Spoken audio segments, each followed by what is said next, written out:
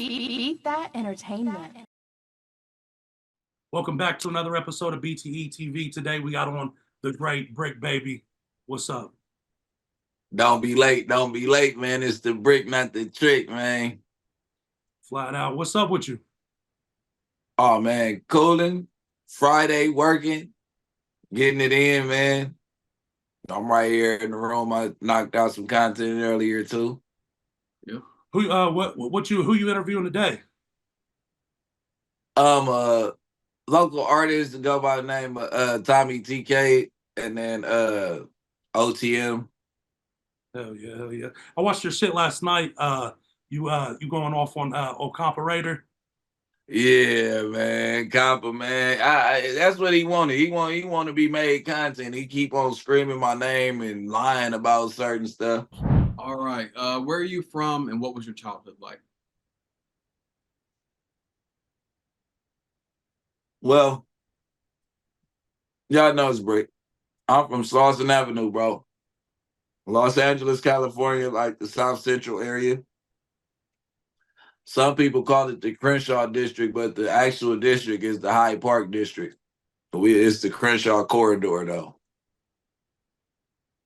Now, how was it growing up? I saw that you talked about your parents weren't gangbangers, that they was hustlers. How was that growing up?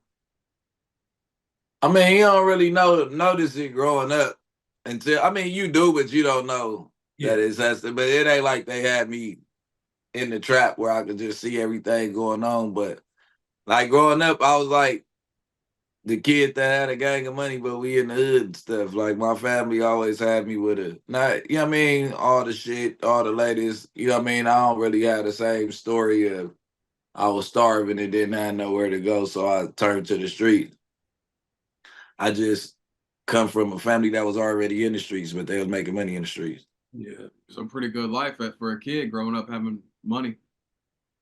Yeah, you already know. It was cool. It was straight. I went to private schools, went to public schools, in and out. But I was with my grandma in the hood while they was out in the field doing what they was doing. So we all come from like right there on Jefferson and Crenshaw. It's like my second home or whatever, the West Boulevards. But it was cool. I used to hoop and shit. I used to hoop and then, Yeah, so you went to college for hooping too, down in Atlanta? I didn't go to college for hooping. I did go down there to hoop. What happened was I got labeled ineligible 12th grade because I was an illegal transfer. I had just came back from a school in Mississippi. And I went back to the school that I had went to before Mississippi. And I guess they said that the coach had scouted me or whatever the case was, and scouting was illegal or whatever. So my 12th grade, so I didn't have the tapes to go there for that. When I got there, I walked on. So, I'm gonna go ahead and take it back. So I know your 60s name is Lil Shitty. How'd you end up with the name Bricc Baby? Because my mama got bricks. So did you start calling yourself that, or is that what motherfuckers in your hood start calling you?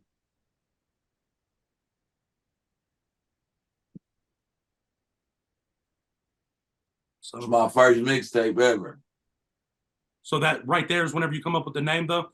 Nah, look, you see how I say son of a brick lady? I was NPA Shitro at the time.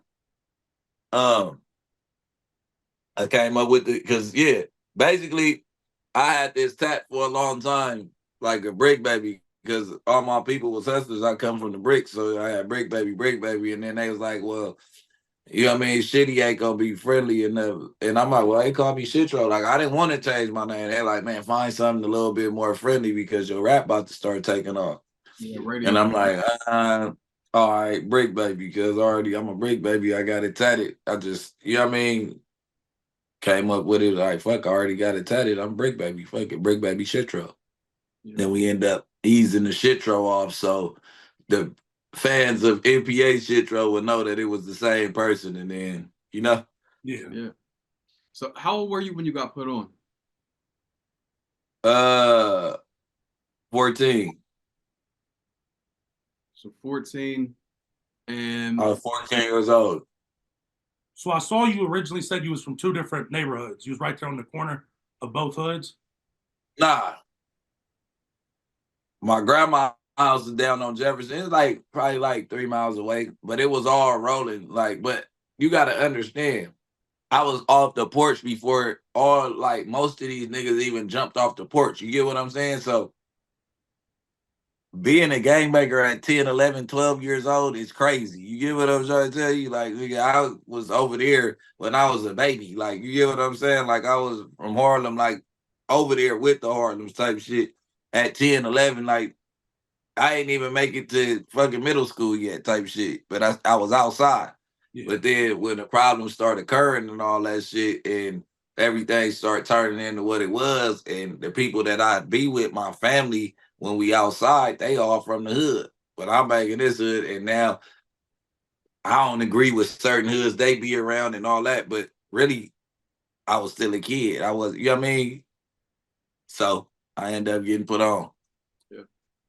So I was trying to do my homework on you, and I was trying to go back and like I was just going through all your main interviews. Like not you interviewing people work for No Jumper. I'm talking about like your interviews.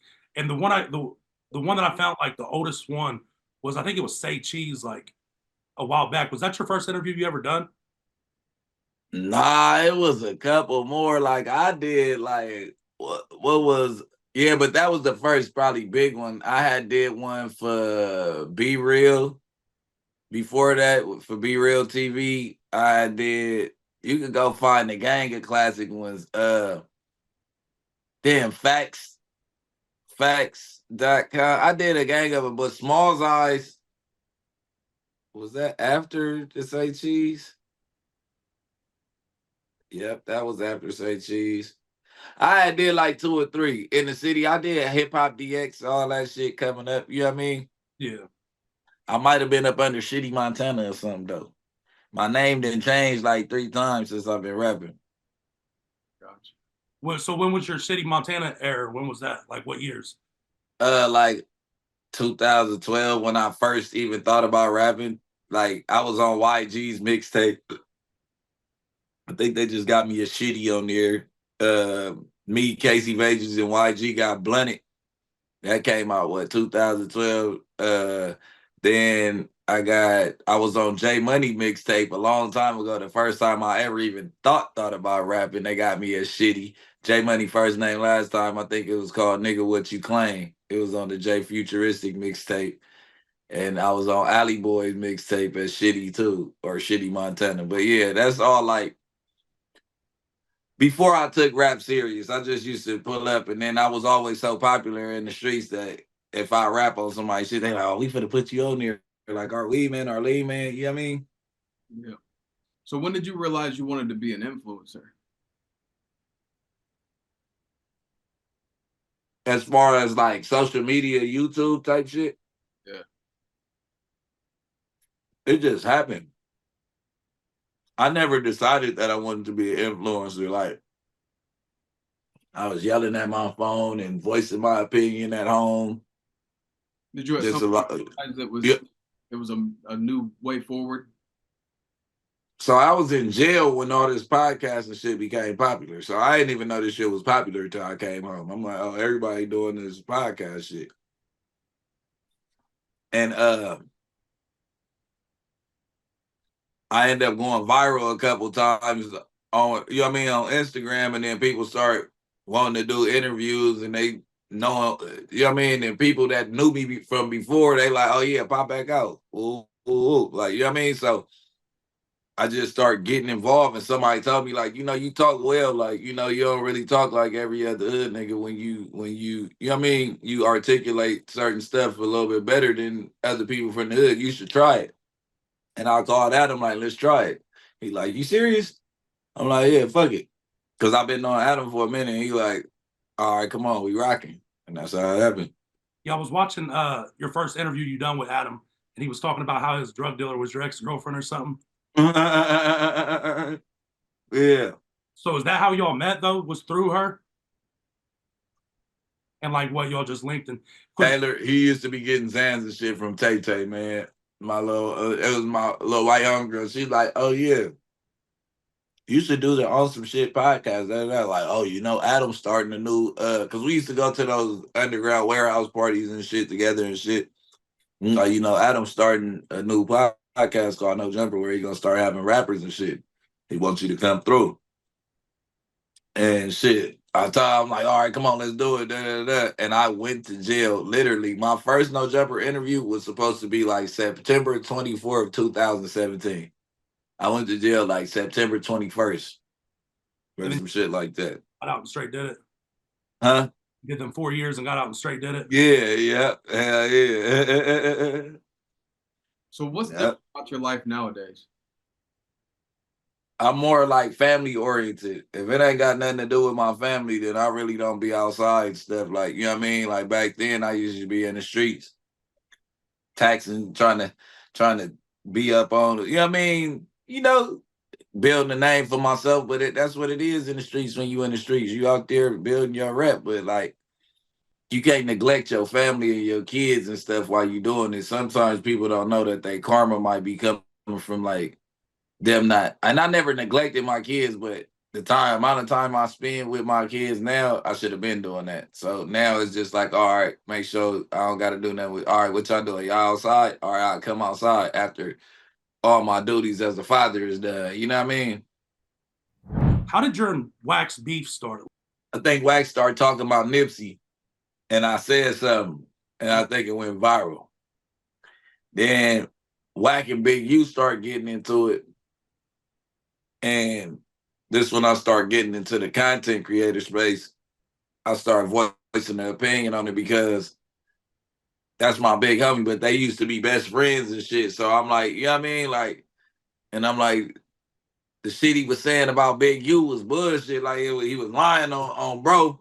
I'm like, I'm not finna let you lie on the older homie. And then it just seemed like everything to do with the set, like everything to do with the 60s from then, he was trying to exploit it and put it online and try to make us look like weird. So it's like, fuck you, nigga. Like on the hood, like nigga ain't going for that. But it was never no, oh, beef like that. You know what I mean? It ain't no beef like that between him and Big U. They just ain't seeing eye to eye.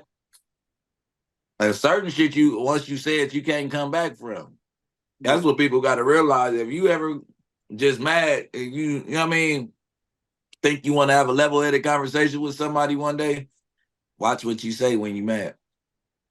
For certain shit you can't come back from. We can never be friends again. Can't keep calling a nigga a rat and all that shit. So who was he calling a rat? You or Big U? He was calling Big U a rat. Me and him got into it over the Nipsey shit. And then it just started growing. He started digging, doing research. I already knew that me and you ain't on the same level. You might got a gang of money, but when it comes to the streets of LA, I really didn't really put a whole demo down that really, you know, motherfuckers try to act like the demo don't exist and all that. You know what I mean? Because I done backed up out the streets and I ain't on niggas' asses like that. But ask the niggas that was in the streets when I was in the streets. You know what I mean? So I ain't even tripping. I know he don't move like I move. So when all the shit start trickling down, it's like, hey, look, we beefing because y'all two that used to be brothers ain't seeing eye to eye. You get what I'm saying? Like, y'all need to figure it out and figure out if y'all can figure it out. But that don't mean that Big U gonna be open to figuring it out after you done bashing, but then it go both ways. You know what I'm saying? That's something I wasn't around for what they getting into it for, so it ain't my beef just to take on like that. But I'm riding with my homies in all situations. You get what I'm saying? Sure. Yeah, I saw that a video on YouTube. Some dude was talking about I mean, I know you probably don't want to go into this, but he was talking about how Eric Holder come out and said that he didn't know you, blah, blah, all this shit. What you was talking about your homies, you mean the homies you grew up with and shit, they know you're about shit. And I was watching a video where they was saying that Eric Holder was talking shit about you or whatever, blah, blah. And then I saw like someone from the 60s, I don't remember the name of the person, but it was on YouTube. And the dude was talking about, bro, Brick's been out here. He was like, Bricc and Eric was like this growing up, blah, blah. Not growing up, but back in the day. It's history. You know what I'm saying? You can't rewrite this shit. I ain't trying to hide it. I ain't trying to exploit it either. Like, it's just, I'm best friends with the nigga who killed Nip. But it's like, nigga, That was my homeboy, and Nip was my homeboy. And I'm not finna tell the world that it wasn't my homeboy just because he killed my other homeboy. I'm in a fucked up situation. That shit hurt. And I end up losing 2 close friends, nigga, over nonsense. So I really, you know what I mean? Like, I ain't trying to get no shine off that shit. I could have been out here parading for Eric and doing all this shit. You know what I mean? Like, if I just was a Eric Holder, you know what I mean? They say I'm an Eric Holder lover. That's my man. But do I agree what he did to Nip? Absolutely not. Like, you get what I'm saying? Like, nigga, I was in jail, nigga. I can't change. Yeah, you act like I was in the car and handed the nigga the gun. You can't be mad at me. For sure. Your relationship with Durk, what's that like now? Fuck Durk. Really? Nah, me and Durk straight. Yeah. I ain't gonna lie to you though. He be pissing me off, but because D-Thing was my brother too, bro. Like, that's my boy. It ain't my brother because y'all came out the same womb, but it's like when D-Thing died, he kind of got distant from like everybody that don't fly with him places every day and all that. And I really could have been, but I'm not the type of person that want to be with you every day, everywhere you go, because I'm trying to build a brand for myself. I don't be liking when people say, oh, that's this dude that be with him, and oh, he got out, because it's like you only can grow so much when you up under somebody else's umbrella. You get what I'm saying? For sure. So I try not to tag along with my close homeboys to certain places. I don't want to be like the nigga in the way. But yeah, like right afterwards, he kind of shut down. Then him and India got into it or whatever, and he shut down. We wasn't communicating. He was making me hot, but I had to cuss his ass out. So you guys, like, nigga, huh? You guys good? I had to cuss him out like, nigga, I love you, nigga. You can't just, nigga, shut down on me. I was talking to D-Thing hours, probably check his call log, probably the same day, probably not just hours before like that, but earlier that day I was talking to D-Thing right when he died, bro. So that's my boy still, though. We family like that. Well, the reason why I was asking that is I want to know why ain't you and him collab more? You guys got out a song together, don't y'all? Yeah, we got a song together. I got a couple songs. Well, he gave me 2 features for the tape I was supposed to drop with Gunna, but Gunna went to jail. I know you see me talk about that shit. I got 2 Durk features. I had shut down rapping. He ain't finna just keep giving me songs if I ain't putting nothing out. Yeah. I get back in rotation. Yeah, I see more Durk features. So that's what I was going to ask you. I was going to ask you about the Gunner situation too, with everything that he got going on. Like, what are you doing? What are you doing? Because I saw that you was talking about doing the tape with him on that first No Jumper interview. Like, what are you not? The tape was done. We was turning it in, and they caught the case. And with all the shit going on, the label didn't want to hand over the budget. And then when he came home, he had allegations against him where labels wasn't really fucking with him. And then, you know, yeah, it kind of fell apart from there. And then he took back off. He ain't trying to do that shit no more. So are you and him still tight though? You guys still talk or what? Yeah, we good. We straight. I don't be talking to him like that. Yeah. I don't think nobody talk to him like that. I know the people who do talk to him like that, but yeah, we straight. He had a little hiccup.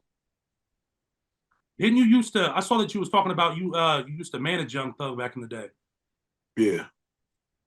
How'd that go? Like, okay, so I saw that you was talking about you and someone else used to manage him. I think you said your brother-in-law. Me and Pee Wee Longway.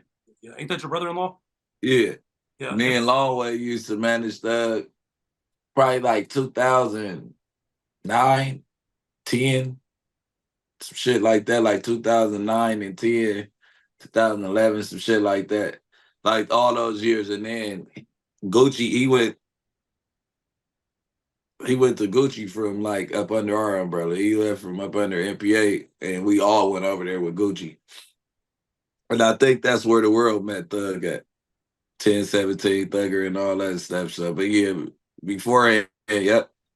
I wasn't his only manager that he ever came across, though. He had a couple people that was managing him, but they wasn't doing what they were supposed to do. I think when he got around us, everybody saying that we all was together, I think it did more for him than anything else. Yeah. Tell us the story about the valet driver in Texas or in Vegas that wrecked the Range Rover. That wasn't in Vegas. That was out here. That was in LA.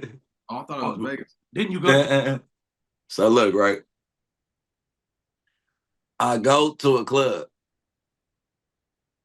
It was a club or a food spot. I go to a club because I'm drunk. I went to a club and I valet parked. So when I'm getting out of the valet, when I'm getting out the club, I get a valet my ticket. He comes up and crashes the car into another car. You get what I'm saying? So I'm like, all right, I'm loaded. I got insurance.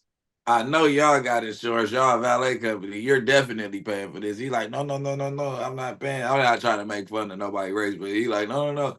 And then he goes like to, I don't speak English on me.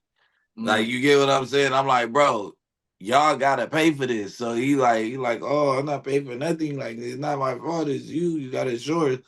So I ended up showing my ID to the person who we crashed into. I should have never did that. You get what I'm saying? But cause I didn't think it was gonna go left, but I'm loaded. I'm like, bro, but look, they gotta pay for it. So I'm getting the information. I'm like, hey, give him your card. Like, call your. He like, no, I'm not calling the supervisor. He didn't want to get. So I end up yoking him up. And so when I yoke him up, he like, man, it just went left from there. He tried to fight himself out of it. I end up putting the pistol in his mouth, like, nigga, like, you bitch ass nigga, like, matter of fact, you ain't gonna pay for it. I started going, I think I took all the money out the valet drawer and out his pocket and all that shit.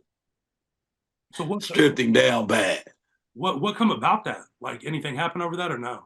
Man, hell yeah. So that's where I got my first strike from. So like I was gonna finish telling the story. So I ended up stripping you down, boom, boom, boom, boom. So it worked in my favor that he didn't speak English like that. I already took my time on the crime, so I could talk about it because you feel me?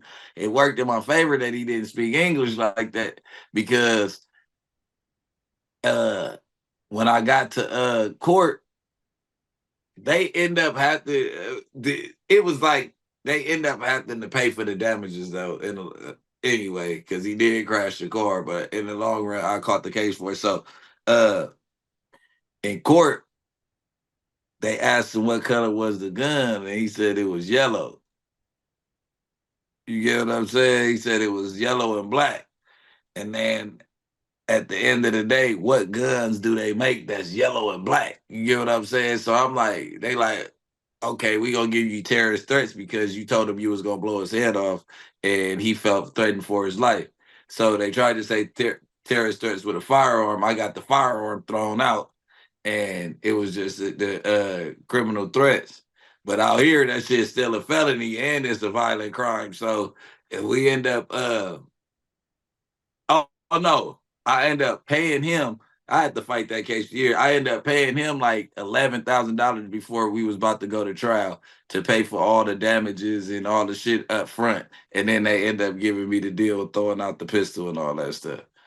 But I had to give up some money. I've never seen that happen, but I had a cool lawyer where he had negotiated. I just paid my way. Mm-hmm. Now, was it whenever you was dealing with that case, wasn't you already in jail? Was that whenever you was serving your 4 years in the county? Man, fuck no. That was like, I took the time for that case probably like a month, probably like 5 months before I caught the other case.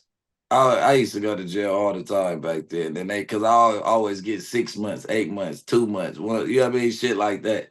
Like little shit. And then I went to jail for stealing jackets, bro. For stealing jackets? Yeah, I just did 4 years for stealing a jacket. Years. Bomb. What was they trying to get you for? Like a robbery or something? It was a robbery. All right, so I didn't steal no jacket stuff. But like on paper, that's what I went to jail for. You look the case up, it's like we all stole some babe jackets or some shit like that. But we thought you was about to pull one of them out and show it. Nah, hell no. My boy probably still got the bitches. I ain't never had one. I never stole the jackets. But I had went up to the vape store and I ended up getting into it with the manager of the vape store on some other shit about some shit we had going on, a tab in the streets on some bags and shit. So I'm on his ass. But I'm just talking to I'm hollering at him, but I'm talking to him aggressive. Now, I got a pocket full of money. I pull up in a Porsche. You get what I'm saying? My boy, this nigga ended up snitching on the case too, but my boy been calling me all morning, back to back to back to back, calling me all morning. You get what I'm saying? So now, I come downstairs. When I come downstairs, this nigga sitting by my car like, why you not picking up the phone, bro? Like, my bitch kicked me out. I'm like, fuck. I was avoiding this nigga the whole day, bro. I'm like, I'm finna go get some lead. And I still was gonna tell him to leave with his cousin because his cousin was there. I'm about to tell him I had something to do. I'm like, bro, you got your blick on you? He like, yeah. I had left my blick upstairs. So I didn't have to run back inside the apartment. I'm like, matter of fact, come on. Like, let's go. You can ride with me. So I go pick up some juice. We slide around. I go pick up some shoes and shit from our flight club. So I end up by the vape store.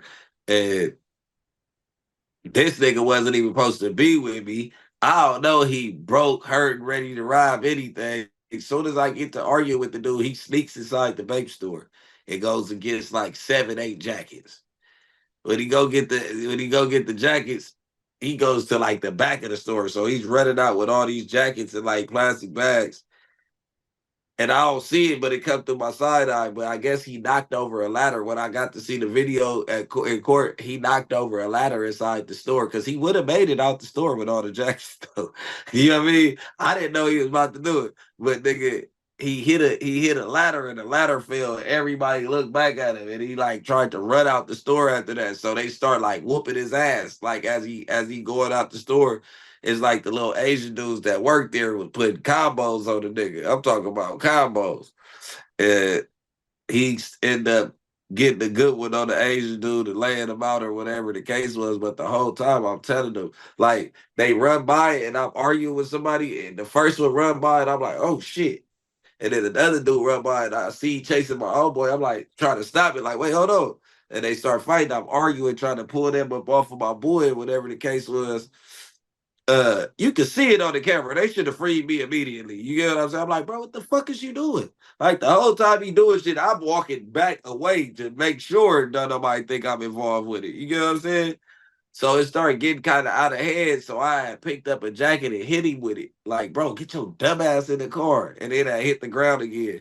And Desto Dub ended up picked up the jacket off the ground because he was just outside, just randomly. He ends up picking up a jacket. He gets part of the robbery. I get part of the robbery, and oh boy, put us all in trouble, bro. That's what I did 4 years for. And I already was on probation for the shit at the valet shit, so I couldn't bail out. So the whole time I was fighting my case. Then they had picked like some of my best friends up from we had the house in the gated community. They picked like 2 of my best friends up for some murders up there, and the dude that stole all the jacket, he ended up talking on that case. He ended up telling. So they kept on trying to get me to tell all the niggas, and they kept on, you know what I mean, coming to interview me and all that, trying to come interview me and all that. So I think they was like running our cases right next to theirs to see if we talked. I guess that's where he was getting his immunity from. Because right when that case wrapped up, I ended up going home. That shit was crazy than a motherfucker. Yeah, that's a crazy reason to do 4 years. Yeah, hell yeah, I'll be sick as fuck. Story. I was sick, bro. And you can't bail out. Then the probation was, I only had 2 years of probation. I'm like, man, that shit over with. Let me bail out. They like, well, you have to, that means you're admitting guilt on this case. And I'm like, man, what the fuck? I'm like, well, I am guilty because they took me, the day they caught me, because I was on the run for months. The day they caught me, I was on a high speed chase. That shit was on the nose and shit. What ended up happening with your Def Jam deal? COVID. Me being in jail and COVID happening. they was clearing out roster and shit. I was in jail, shit. I wasn't selling that. I wasn't doing that. I was fresh. I just inside and went to jail. Shit, they had to start getting rid of people. They start with the access weight, right? Yeah. So fuck them, Jim. No, they ain't give me my good shot, man. They ain't supposed to. I need to be a part of the robot. I mean, the bot gang too. Put me in the machine, nigga. Run me up, man. You know what I mean? So what are you doing with what are you doing now with your music career? Are you going to get back into it more? Or what are you doing? The Cypher brought me back, man. I got so much praise for the Cypher. Every time I drop, they fuck with me, though. I go crazy, but the Cypher brought me back. I see the love. I'm back. I dropped another single, 5600 last week. It was like a LA shit. And I just be doing that for LA, for LA. But I'm about to just get back to me, universal music. I really, you know what I mean? Hop on the beats that I've been doing. I've been working with Wavy. I've been working with DJ Show Out. I've been working with Musa, just all in-house. You know what I mean? Creating a new sound, and I think I got it. So I'm ready to release this shit. Yeah, I really fuck with your song Not Enough. Not Enough, and the one where you're doing the you're in No Jumper rapping. Oh, Coachella. Yeah. I fuck with that one and like I said, Not Enough, super. Everybody, Not Enough, definitely. I was supposed to put a push behind that record, but like I said, I had ran into some heartbreak with the music industry, and I just didn't. I wasn't motivated, bro. But it's a fire song. That right there, that song, I'm literally surprised that song just has bigger than what it is. Yeah, that's what I'm like, bro. But you know, it's definitely gonna be on this tape that's coming out in October. So you know what I mean, we get some more looks on it or whatever, and you know, they what you about to say? Yeah, they give me my chance at being great, man. I feel like the industry against me on the low, and don't nobody want to tell me, cause like I blackballed is like a big word. I know I'm blackballed out of certain situations because I done robbed the wrong people when I wasn't rapping. You know what I mean? But you know what I mean? Like it's like everybody that was my friend when I stepped into this content space, they like stepped back. I've been talking to everybody like less, like they think I'm gonna put their business online or some shit. Like it's weird. Who's some artists that you're wanting to work with now that you're getting back into it? V's. I like Lil Tyler. Kodak. Who was I just talking about I wanted to work with? Fuck, I just said it was somebody else that I wouldn't mind going to get a song with.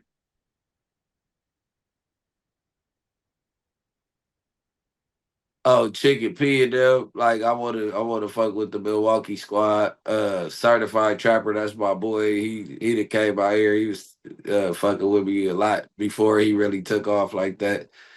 Yeah, I mean, you talk about new wave, always like 42 Doug, you know what I'm saying, and all that. But you know, other than that, I ain't really tripping. I should have been had like a Lil Baby feature or something if it was gonna happen. I don't think that's gonna happen.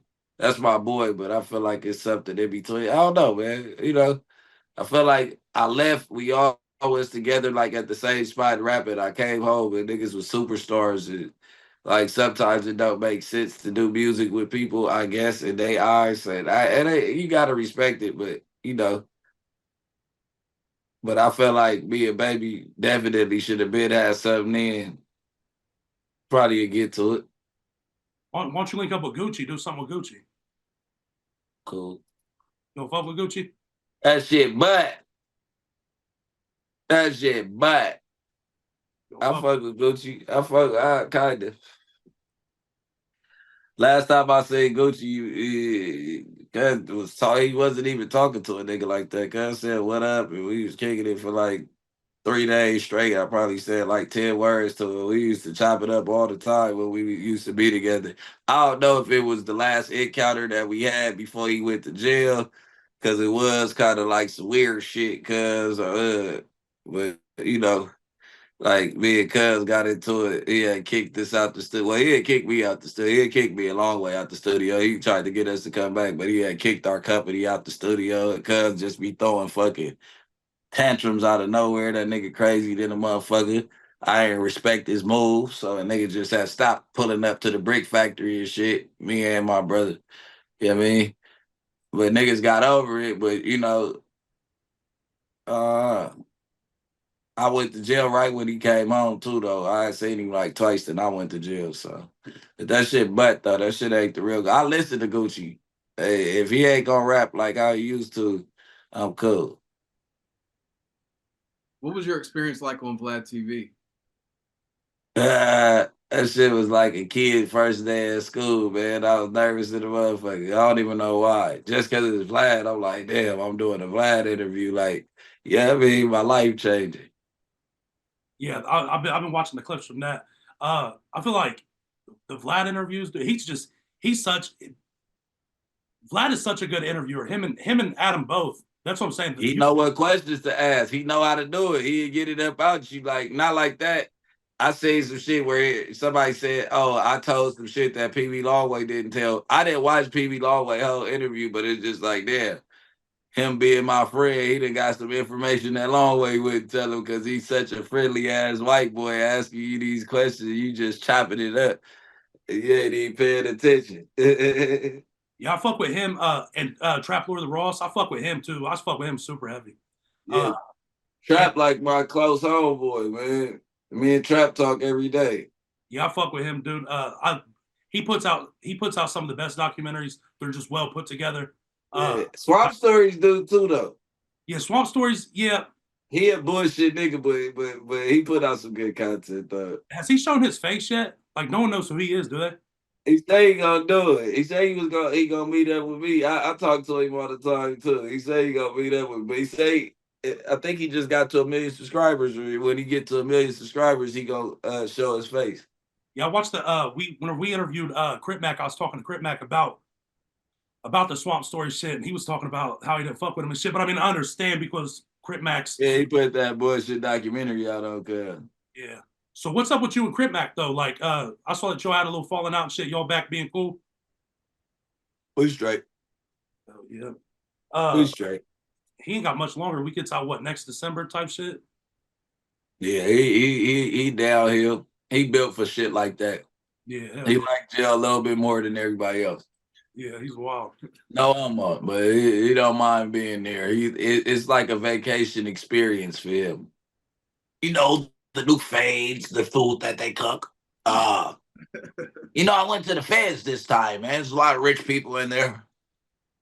He taught. Yeah, I fuck with Crip Mac. I can't wait to see him out. Just imagine Crip Mac's next case him with 2,000 bricks because he linked up with the cartel when he was in the feds. And you got like Crip Mac out here with fucking big ass chains and cars and shit. I feel like Crip Mac's downfall was fucking with China Mac. China Mac, man, I don't know, something about that motherfucker. I saw him out in I was in New York one time and I saw him shooting a music video. We was on what's that? In Times Square. He was shooting a music video. And a bunch of motherfuckers were trying to press him and shit while he was doing the video. I didn't know who China Mac was at the time. And then once he went to jail, how China Mac turned on him and shit, bro. Immediately, that shit was some weird shit. I'm like, hey, what the fuck? Who do that? Yeah, it was weird as fuck. But like I said though, whenever we talked to Crip Mac and shit, because we was asking questions because just how Crip Mac is, because I didn't know if it was just like for the internet, if he was like that, or if he was really like wild like that all the time. And we was talking to him and shit. He was talking about like, because we asked him, we was like, what do you plan on doing? Do you plan on just like being in the hood forever? And he was like, yeah, he said, I'll never plan on leaving. I was like, never. Crazy shit. I told cuz to get on the plane, we need to go out of town. He like, fine, what? Yeah. He said he didn't travel or nothing. I was like, as big as you are, you should be traveling, going out doing all kinds of shit. You didn't see that interview I had with him? Which one? It's me and him sitting in chairs like right next to each other and we chopping it up at Desktop Dub warehouse. No, I don't think I saw that one. I watched a lot of y'all shit. Was someone interviewing? I had like an orange video. It was about a year ago, but yeah, it was a cool video. It's on my page, but yeah, it was me asking him like, damn, you don't want to go nowhere? He like, nah, fuck that. Yeah, and it was crazy to me because like I was asking him like if he traveled and like went anywhere because like him in like New York, there's so much shit that he could have done that would have just, you know, I mean, if he had the right people around him, Like, there's so much shit because he's such a character. He could have literally, that motherfucker. Like right now, you and him, you and Crip Mac are the two biggest Crips there are. You know what I mean? Like at this point in time, appreciate that. like, Yeah. I mean, not even no dick riding shit. Y'all literally are. Y'all are the most motherfuckers there are that are actual Crips. You feel me? Like That, and me and him was talking about it too because you're doing all the family shit. You feel me? Like I know that you're still street, but you ain't out in the streets. You're working on your life and shit. And that's what I'm saying. Like Crip Mac needs those type of motherfuckers, someone like you around him to, you feel me? I told him that when he came home, it was so many people in the way that was trying to be in his pockets. His original manager, me and Five Fingers are really close, but he don't know nothing about the industry. I was trying to tell him like you got to kind of not let everybody in. You know what I'm saying? Keep him away from everybody because he a loose cannon. He like a loose screw. You know what I mean? I was giving them the ins and outs because they wanted me to get in on the management, but it was like, I'd rather not because I demand a certain amount of money and attention that nigga I wasn't gonna be able to. I'm just keeping it real that I wasn't gonna be able to split no 20% up with 3, 4, 5 people. Like that don't even make sense. But I'll help you.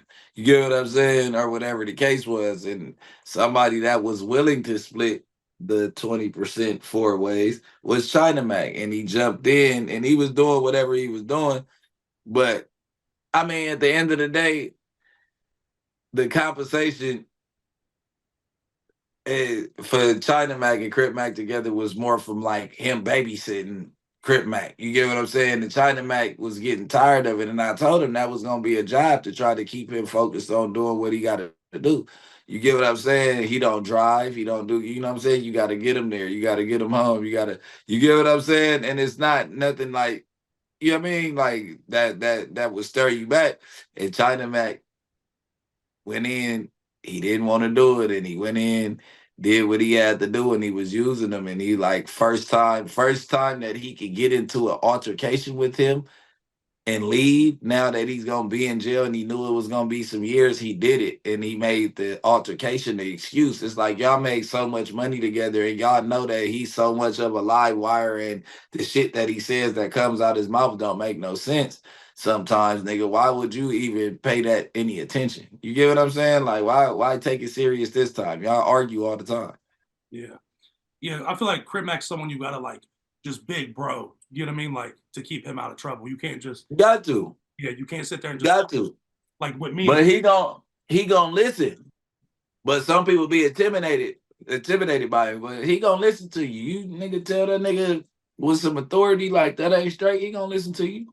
Yeah, but you gotta it always gotta be somebody, a yin and a yang, and somebody to calm you down, you know what I mean? Or know that they could talk to you and you gonna listen. So you gotta listen to somebody, you get what I'm saying? And you gotta demand that, as if you gonna have him around, like it ain't no way he should have been riding around with China Mac every day with a ghost gun on him. Nah, hell no. That's what I'm saying. Or something like, come on, bro. You would have seen that gun, nigga, and you really from the streets, you know about guns. You should have threw that motherfucker out. Like, bro, we ain't doing that. We'll find you another gun. Like, you get what I'm saying? Exactly. Yeah, that's what I'm saying. Like, I just feel like that in that situation, bro, you got a big bro, someone like that. You got to talk to him. And I feel like he was probably just letting Crip Mac do whatever. And you know what I mean? Just because, like you say, he was making money off of him, which you got to think long term of it. I know that right now you're probably making a good bit of money with him because everything fucking Crip Mac does goes viral. You understand? Yeah. You know what I mean? You got to think long the long run. And at the end of the day, you got to take them falls with him. You take the ups, you got to ride them downs out too. Like motherfuckers be like, you know, quick to jump ship. That shit ain't straight. Yeah, because on top of it, he run his relationship with Crip Mac and thinking Crip Mac's going away for all this time, and then he only gets 2 years out of it. You know what I mean? You could have stuck with him for that 2 years. He would have got out, still been big. He's still going to be big. You know, Adam's going to let him come back to No Jumper with y'all. You know what I mean? What's up? Like, come on, bro. Off the rip. Yeah. But you know what I'm saying? One man's loss is another man's treasure, man. He'll come home and see that I'm still here, omnipresent everywhere. Fuck what a nigga said. Can't nothing beat the brick out of his spot. You get what I'm saying? I won't let it. I just keep going. But I'm gonna be here, and we gonna make some killer content, and I'm gonna make sure that he keeps his money and don't do no 50-50 shit with nobody, you know what I mean? Like, I'm gonna do my best to try to keep him out the way. I'm not with the homie interference shit. Yeah. So listen, we ain't gonna take up too much more of your time. We got like 2 more questions for you, and we'll let you go. So, what goals do you have set for yourself in the future? I'm trying to up it. I look up to Vlad. I look up to Adam. I look up to academics. I look up to Birdman, Yo Gotti, and QCP also. So, you know what I mean? I think I put together this label shit right now with some young dudes. I just don't want to promise the young dudes a career and shit, lie to them. So I'm trying to catch a couple with some motion and start a distribution company on the music side, and then with the label. That way I can always be here in the rap game like Birdman and Yo Gotti and everybody else who want to dibble and dabble with the rap, and try to keep a platform, a media platform, learn how to run a platform for myself. I've been teaching myself step by step. You know what I mean? It's slow, but for sure. Like, I'm building my channel, and I'm not trying to, you know what I mean? But I definitely want to keep a platform. I just don't know what direction I want to go in. But more like crime and mystery interviews, like you gonna start seeing like motherfuckers who beat murders and females that snapped and all that shit, you know? Yeah, one of our biggest interviews that we got, so we got a bunch of interviews. Like, we got with like Montana 300. We got a bunch of different interviews. Our biggest one is with Montana 300, but we got a big one like from where we live at in our city. It was about this dude that my parents grew up with, but he's like an uncle to me. He come to my house one morning. He was real fucked up. I was fucked up. I was drunk. He was probably high. He come to my house and he said some motherfuckers were following him and asked me for some bullets and shit and asked me to clean his gun. We left my house, went down to the bottom of the hill because I lived up in Wayne Hills at the time. That's like the projects where we live at. So yeah. He comes up there at my house, asked me for some bullets to clean his gun. He ends up I told him I didn't have no bullets because I already knew he was on bullshit, you know what I mean? So he ended up cleaning his gun and shit, left my house, went and got bullets from somebody, then went down to the other apartment, killed this motherfucker, went to prison for it, and then like he just got out of prison. This happened like back in 2017, 18, something like that. He just got out of prison for it like 5-6 months ago. It ended up getting overturned or something about it was something. Yeah, I'm like, what the fuck? He killed somebody and got away and back home already? Yeah. It was the first case in Ohio that got overturned or something. Yeah, the first murder case. It was like they fucked up with something. They fucked up something in the murder trial. He out by the technicality. Yeah. Got out on it. And then so we just did an interview with him and shit. It's a wild ass story. Yeah. Fucking that's what type of shit but that type of shit, the suspense of like murder stories is what the world wants. I mean, even though it ain't, the best content spiritually, but shit, that's what I want to start doing. You got any advice for like young up and coming YouTubers, content creators? Don't box yourself in with one category, man. You know what I mean? Try to figure it out. If you want to try out anything, try it, because you don't know what your lane is until you try it. You know what I mean? And one day the content gonna stick. Stay opinionated and stand on your opinion. You know what I'm saying? Don't let nobody. This shit is YouTube. Ain't nobody gonna kill you over your opinion, man. If you voice your opinion, voice it, stand strong on it, and make sure that you heard. You get what I'm saying? Like, I don't know how to make sure that you heard, but just keep on woofing, keep on throwing the bricks at the window. That bitch gonna break one day. You know what I mean? I mean, like, straight up, because like up and coming YouTube, like, all you need is 1 or 2 viral moments and shit. If you can hold the weight up from there, shit. You know what I mean? Yeah. Just keep on going. Thank you for your time. Thank you for coming on. Like I said, it was an honor to talk to you, bro. Keep doing your thing. Like I said, you're killing it right now. You know what I mean? And hopefully we get to talk to you again soon. Hopefully I like how y'all didn't bring up no drama and stuff, man. You know what I'm saying? Whenever y'all want to go around to it, whatever, and catch back up, we can, man. Because y'all definitely could have pulled some questions out that would have went viral. I like how y'all just wanted some solid content, man. Yeah, like I said, bro, I fuck with you, and I'm realizing. Well, I realize I don't want to get in here and do no weird shit. You feel me? Like I want to go off what we do. Like I said, we have a podcast. Our podcast is mainly like just like funny shit. You feel me? Because I'm a funny motherfucker. Because you know what I mean, and I hate life, so I make jokes out of everything. But he's more of a serious motherfucker. So like I said, we do a bunch of different shit. We do funny shit. We do I like to interview motherfuckers, and I feel like that's where we're gonna get our start. And I don't feel like coming straight into the game and trying to get people on bullshit or trying to burn bridges is a good way to go. You feel me? Like I said, I watch your guys' content every day. You know what I mean? And I'm a big fan of y'all. And like I said, you're going to end up having us. We'll end up being on No Jumper one day. You'll be interviewing us. I promise you that. Nah, I can't wait, man. Just keep doing your thing, man. And if you ever this way, let's shoot some funny skits or something, man. You already know what it is. Man, you already know I appreciate y'all. It's the Bricc, not the trick, man. Y'all tap in, man. More music coming soon, man. Y'all tap in. BTE TV, man. We out of here.